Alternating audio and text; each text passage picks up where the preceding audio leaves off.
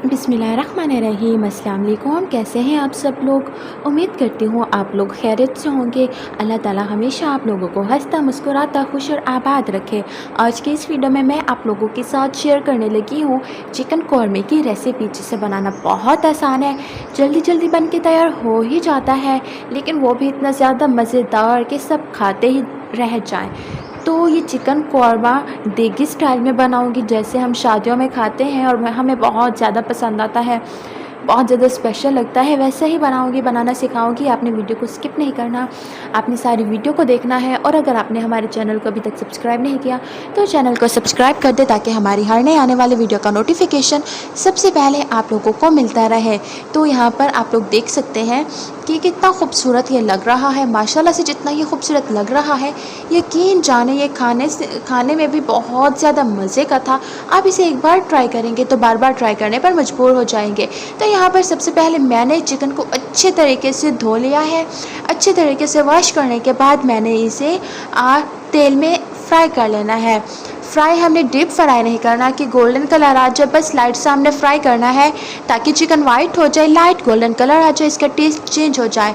तो सबसे पहले मैंने लेग पीसीस इसके अंदर ऐड किया है, उसके बाद मैंने इन्हें फ्राई कर लेना है। आपने अच्छा, मुझे ना इसकी ये एक चीज़ नहीं अच्छी लगती कि चिकन को जब हम घी में फ्राई करते हैं तो ये चिपकने लगता है। ये चीज़ मुझे बहुत इरिटेट करती है।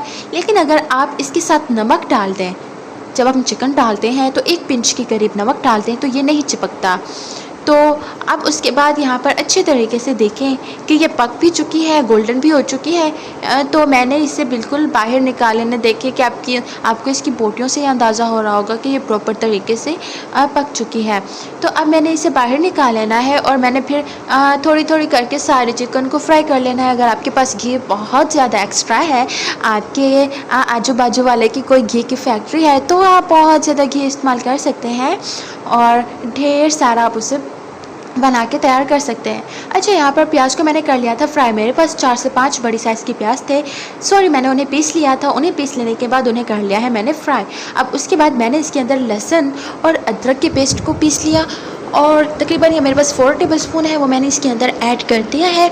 अब उसके अंदर मैंने 4 से 5 टेबलस्पून के करीब सब्ज़ मिर्च, जिसे मैंने पीस लिया है, वो ऐड कर दूँगी। अब उसके बाद इन सारी चीज़ों को अच्छे तरीके से मैंने मिक्स कर लेना है। अच्छे तरीके से मिक्स करने के बाद मैंने इन सारी चीज़ों को फ्राई कर लेना है, बिल्कुल लाइट गोल्डन ब्राउन कलर आने तक पका लेना है। ये थोड़ा टाइम लेगा, लेकिन जल्दी हो जाएगा। अगर आप चाहते हैं कि प्याज जल्दी फ्राई हो जाए तो आप उसके अंदर 1 पिंच नमक डाल दिया करें, तो बहुत जल्द फटाफट से प्याज जो है फ्राई हो जाता है। उसके बाद मैंने इसके अंदर तकरीबन 2 टेबलस्पून के करीब लाल मिर्च पाउडर, क्योंकि हमारी जो लाल मिर्च है वो बहुत तीखी है, तो किसी की तीखी होती है, किसी की नहीं होती, तो वो आप अपने टेस्ट के अकॉर्डिंग डाला करें। तो नमक भी टेस्ट के अकॉर्डिंग ही डाला करें, कोई ज़्यादा खाता है कोई कम खाता है। तो हल्दी जो थी वो मैंने 1 टेबलस्पून के करीब इसके अंदर ऐड की। मसाला बन चुका है और अब मैंने इसके अंदर पिसे हुए टमाटर ऐड कर दिए हैं।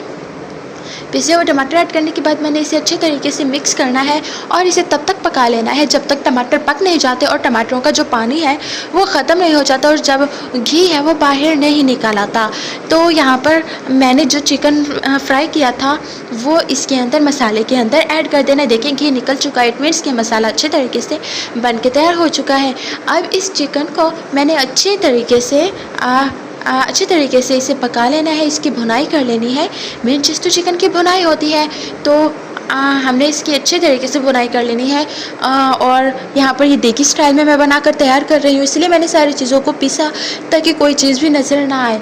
और बहुत खूबसूरती से ये पक रहा है, माशाल्लाह से इतनी प्यारी खुशबू कोई फैल गई थी ना। अच्छा, तो यहाँ पर इसके अंदर मैंने ब्लैक पेपर ऐड किया, काली मिर्च का पाउडर आपको पसंद हो तो डालें, वरना ना डालें, लेकिन ये हमारे डाइजेस्टिव सिस्टम के लिए बहुत अच्छा होता है, आप इसे ज़रूर यूज़ किया करें। सौंफ और काली मिर्च का पाउडर या फिर काली मिर्च 1 2 3 आप ऐसे चबा लिया करें तो बहुत ज़्यादा अच्छा होता है हमारे पेट के लिए। तो उसके बाद मैंने इसके अंदर कौरमा मसाला ऐड कर देना है, जिससे कौरमे की खुशबू आएगी, टेस्ट भी आएगा और बहुत मज़े का लगेगा।